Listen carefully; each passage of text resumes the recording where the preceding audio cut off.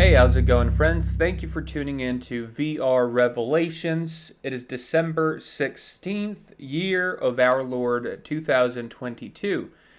And let's get right into it. So, we have more developments here concerning the war in Ukraine. It looks like Russia just launched a barrage of missiles, a wave of missiles that did hit some targets. Um, some energy infrastructure there, which left some cities in Ukraine without power. Of course, this has been an ongoing problem right now, and as winter is setting in, or as winter is beginning, people can't last that much without basic necessities. We're talking about water, electricity, and food. And when you take out the power grid, how long can you go without electricity? Just think about it. Everything we do nowadays revolves around electricity and all of these electronics, let alone water. If you can imagine how long you can go without water, I believe you can't go, much more than 3 days without water. So when, you attack the infrastructure and the energy grid and these power plants, the people are they're going to leave that area. And so, we do have some reports of some officials saying that they're worried about, the humanitarian crisis increasing over there in that part of the world. And, that's exactly what's going to happen. I think that's the objective of Russia, is to leave people without water, electricity, and make them, move out of there. Again, you can't just stay there. You're not going to be able to survive without water. But yeah, so it looks like things are escalating here with this missile attack. It looks like it was somewhere around 76 missiles from what I'm reading here. Ukraine is claiming that they took out about 60 of those missiles. That would be very good if they did. Again, we get news from both sides, and there's going to be some propaganda, in both, from both sources. Whatever media news source you're looking at, there's always a little bit of bias, but so we have to take everything with a little grain of salt. But yeah, they say they knocked out 60 of the 76 missiles. But it looks like some missiles did hit some energy grids. So let's go ahead and take a look at the article here. So it says Russia has launched another wave of airstrikes at Ukraine's energy infrastructure, leaving the country's second largest city, I believe that's what they meant to say, Kharkiv, completely without power.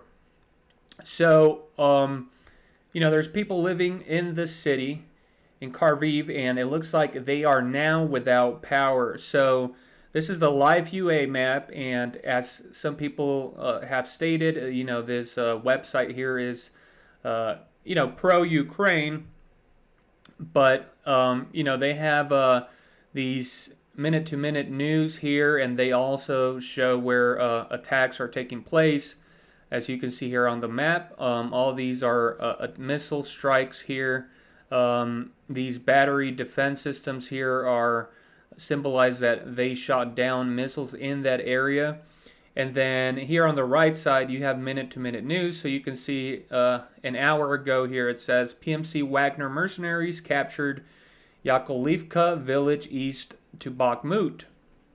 5 hours ago, Ukrainian air defense shot down 60 of 76 Russian Kh-101 and Calibre missiles today.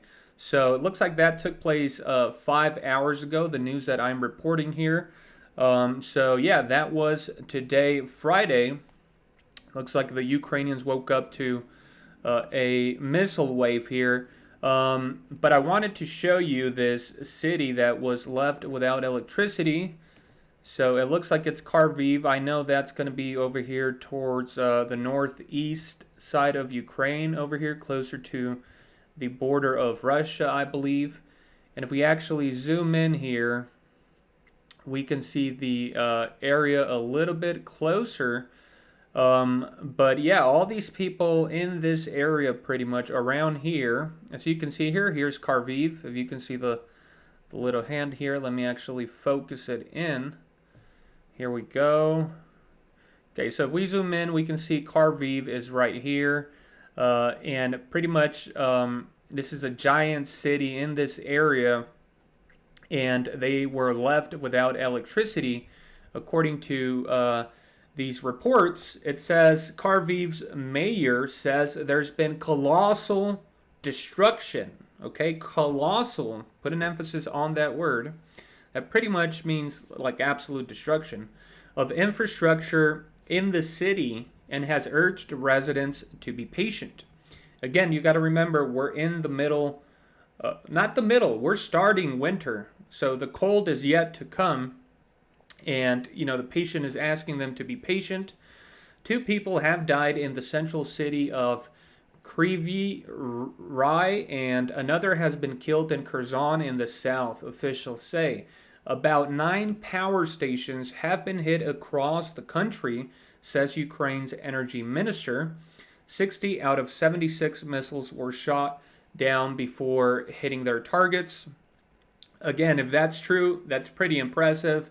And again, that's why Ukraine is asking the U.S. urgently to send those Patriot defense systems or anti-missile defense systems, because I'm sure they'd be able to shoot down most of those missiles if they had those, since that's, those are the defense systems that the United States uses. And but the United States is a little bit hesitant because they're worried that this thing could spiral out of control if Russia feels more threatened. And so they're kind of stalling right now. But with this taking place, and as I reported on my last video, Ukraine is saying that Russia is planning pretty much an all-out attack on the capital at the beginning of the year. And this could again, it is the 16th of December, so we're talking a matter of weeks here, and these missile strikes at the infrastructure in these places could definitely be setting the stage for an attack towards the capital. And it's a little bit odd, like, why would the United States say they're thinking about, or they're talking about sending the Patriot missile systems? Because I was thinking, well, then now Russia is going to hurry to try and get to the capital, or is going to start being more aggressive, before the U.S. sends those Patriot missile systems. So it's kind of weird that you would let the enemy know through international media that you were planning on sending these highly capable missile defense systems. If you're Russia, you're going to say, well, okay, well, let's start attacking now before those missiles get here. And, right after that news, as we see here today, they launched a wave of missiles. So it goes on to say here, Russia has been targeting the Ukrainian energy grid as winter temperatures plummet, leaving millions with no power, water, and heat. And again, guys, what is this going to cause? It's going to cause the population in Ukraine to leave Ukraine. Of course, it's also going to create a humanitarian crisis, an immigration crisis, as these people are, going to start fleeing Ukraine for those other European countries. A couple of them could flee to Russia, but I think the majority would try to go to Poland or some other place around there. But then that would create problems for those countries. But again, we know that millions right now are without power, water, and heat. So just put yourself in their shoes. How long could you last without electricity? Couple of days, couple of weeks? How long could you last without water? If we're talking, scientifically, I think if you go like 3 or 4 days without water, you could probably die. So you really can't stay there for more than possibly a week if there is no water. And then if you have no heat in the middle of winter or at the start of winter, In those places of the world where it gets really cold, you're also not going to last very long.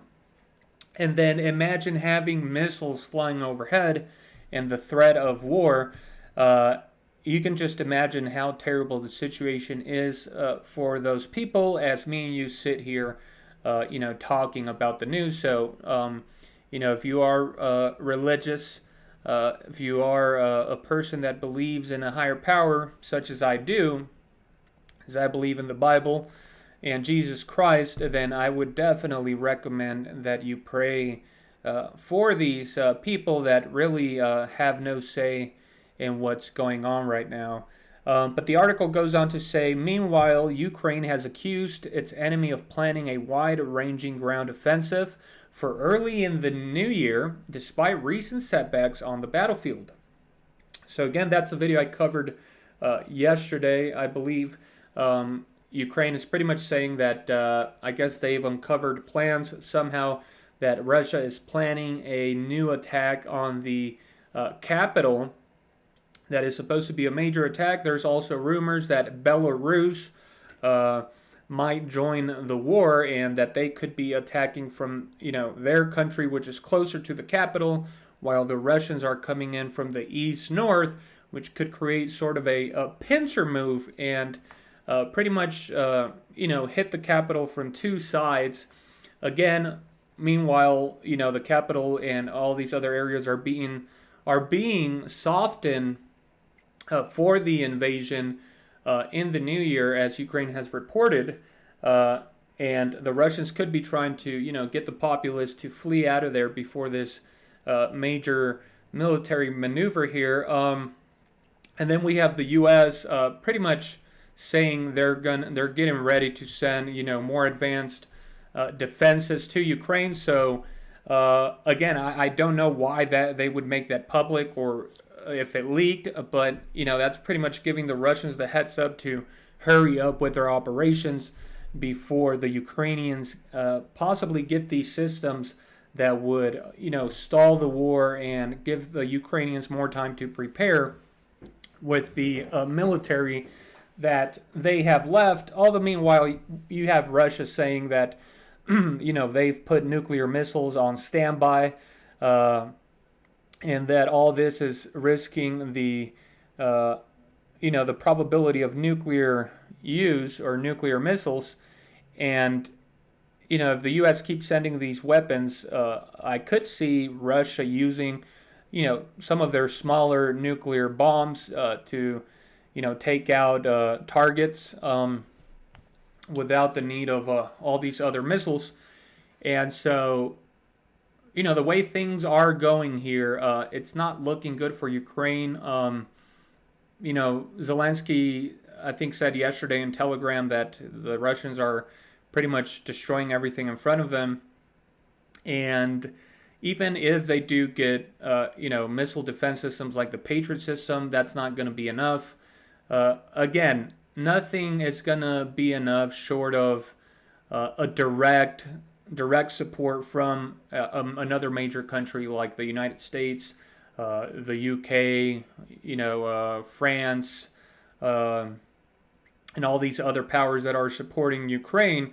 But then we would essentially be talking about World War III, like direct, obvious World War III. And I just don't think that any of those countries are willing to go that far. But that's what Ukraine would need at this point. Other than that, they would need some of the United States' most advanced missiles. But again, if they start launching missiles at Russia, into Russia, that's probably going to escalate to nuclear war. You could give Ukraine nuclear missiles, but then again, that would almost 100% guarantee nuclear wars, since I'm sure Zelensky at one point was asking for preemptive nuclear strikes on Russia to warn them off, so that wouldn't be wise to give them nuclear weapons, and I'm sure none of these world superpowers that have nuclear weapons would give them those. So, if it's sad if you support Ukraine, if you align with the Western ideology and all of that and what they're saying, Of course, this is terrible for all human life involved that are innocent, that are just trying to go about their daily lives. It's a terrible situation. But if you look at the battlefield, if you take a step back, if you look at it, with a sound mind and tactically, it was very obvious that Ukraine never stood a chance against, the world superpower that Russia is, not with the army they had or the weapons. And that's why these world superpowers are so, uh, difficult to withhold because they do have those advanced weapons. The missiles, the fighter jets, the nuclear weapons, and that's why that is actually one of the signs that we are living in the end of times. That our age of technology is going to be the one that is pretty much going to destroy the world once a nuclear war actually takes place.